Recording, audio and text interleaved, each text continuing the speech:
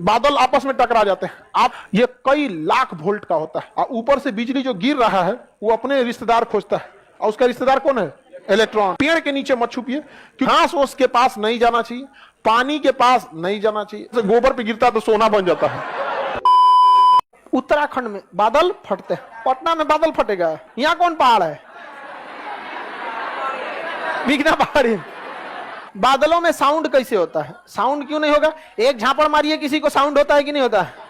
होता है। बादल आपस में टकरा जाते हैं। आपको पता है पानी में भी क्या होता है? भार होता है, वजन होता है। जब दो बादल आपस में टकराते हैं तो इनके अंदर जब भी कोई चीज गति कीजिएगा तो उसमें करंट उत्पन्न होता है। आप ऐसे हाथ रगड़ के देखिएगा, क्या हो जाएगा? इलेक्ट्रॉन। क्या उत्पन्न होगा? इलेक्ट्रॉन। और इलेक्ट्रॉन अधिक मात्रा में होगा, उसी को क्या कहते हैं? इलेक्ट्रिसिटी। तो जब बादल बहुत जोर से टकराते हैं तो इलेक्ट्रिसिटी उत्पन्न हो जाता है। यह कई लाख वोल्ट का होता है, 2 से 2.5 लाख वोल्ट होता है। हम लोग को मारता है 240 220 वोल्ट या 440 वोल्ट, मार के झनका देता है। और वो 1 लाख वोल्ट का होता है, मार दिया किसी के ऊपर ना तो कहानी खत्म। तो बारिश जब भी जो बिजली गिरते हैं उस समय कभी इंसान को गति नहीं करना चाहिए, क्योंकि जैसे आप गति करिएगा आपके शरीर के इलेक्ट्रॉन एक्टिव हो जाते हैं और ऊपर से बिजली जो गिर रहा है वो अपने रिश्तेदार खोजता है और उसका रिश्तेदार कौन है? इलेक्ट्रॉन। ढाई दे आपके ऊपर गिर जाएगा, फिर बचने की कोई संभावना नहीं है, कोई नहीं। इसलिए जब भी बारिश वगैरह हो, बिजली वगैरह, सेफ जगह छुप जाइए, पेड़ के नीचे मत छुपिए, क्योंकि पेड़ अपने गति करते रहता है और उस पे इलेक्ट्रॉन बहुत ज्यादा, हर पत्तिये पे इलेक्ट्रॉन रहते हैं। इसलिए अक्सर बिजली किस पे गिरता है? पेड़ पे गिरता है। समझ में आ गया कि नहीं?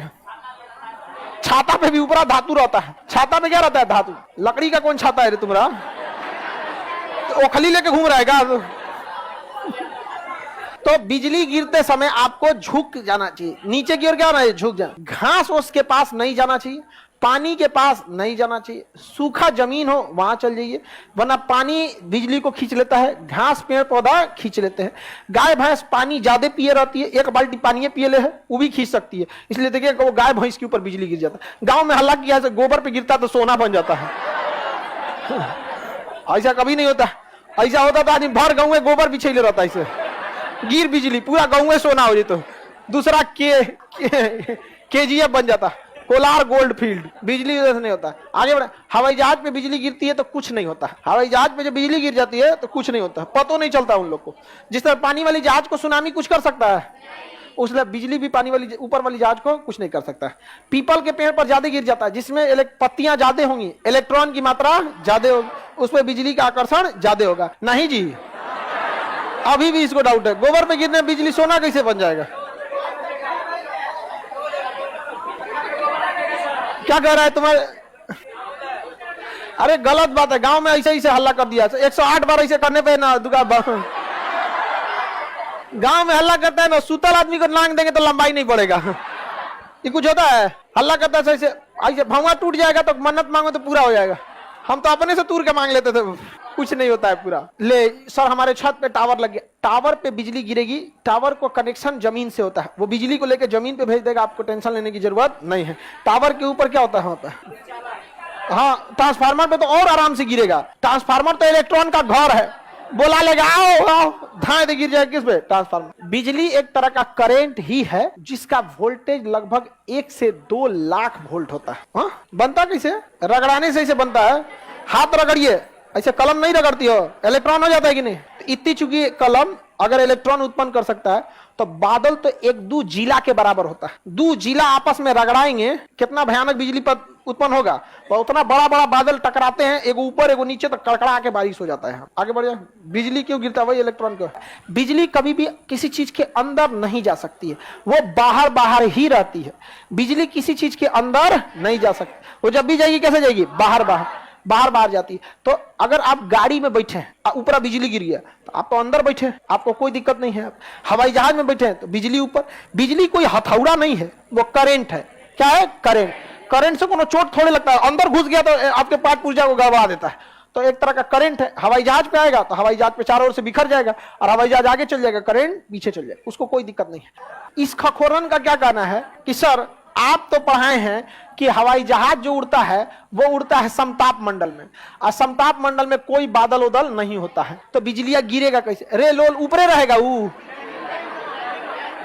किसी भी एयरपोर्ट से उतरने से 200 किलोमीटर पहले, कितना किलोमीटर?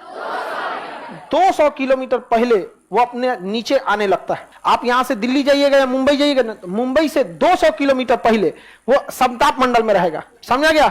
उसके बाद वो एयर ट्रैफिक कंट्रोलर से पूछेगा मुंबई कि हम तो ऊपर हैं, यहाँ मौसम कुछ ना हो तो हुआ क्या हाल चाल है, कहेगा ना है ठीक, ऊपरे रहो, ऊपरे उड़ेगा। और जब पूछ लेगा तो बताएगा वेदर है 30 degree Celsius, temperature 30 degree Celsius, हवाओं की स्पीड 10 नॉट, हवाएं कितने डिग्री से आ रही हैं, विजुअलिटी कितना दूर आप देख सकते हैं।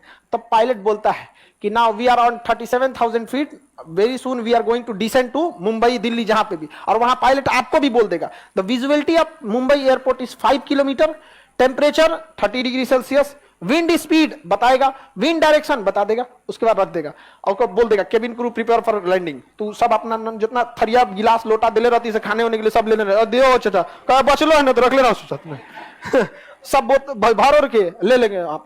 और जैसे हो जाएगा तो केबिन क्रू बोल देगी सब थरिया लोटा रख लिए हैं, क्योंकि केबिन क्रू को भी तो बचाना जरूरी है ना। वो बेचारी टहल रही है, आप समताप मंडल से लेके चलाएंगे क्षोभ मंडल में पता चला बारिश है, बादल है, इतना ऐसे घिलने लगा, बेचारी वो उलट गई कहीं। यहाँ पे हो जाता है, यहाँ पे एक जहाज का छतवे उड़ गया था, खुल के छतवे उड़ गया, ऊपरा का छत होता है ना, उधिया गया, कैसे आया जैसे नहीं, छतवे उड़ गया यहाँ पर।